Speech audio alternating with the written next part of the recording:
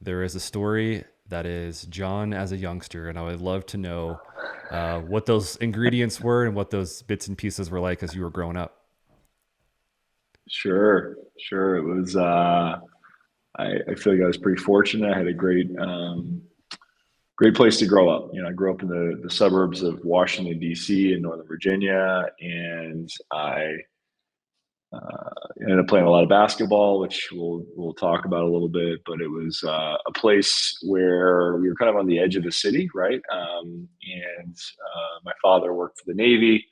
My mom was a stay-at-home mom, and I don't know, just a great place to be for a while. My parents ended up splitting up. I was about 7 years old, something like that. So that was a challenge, but I think we learned. I certainly learned a lot and grew from that experience. And I think the only way you can. And but yeah, overall, it's a great place to be, great place to grow up.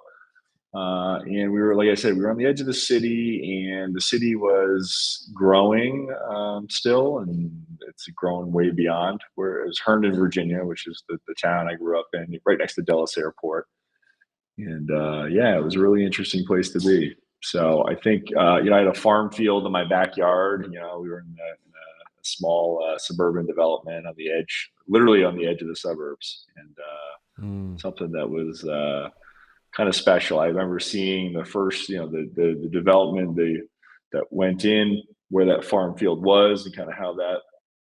I remember that at a young age. I think that was about 10 or 11 years old when they built that, and I don't know, just kind of my first exposure to development, seeing that the creation of that subdivision, Yeah.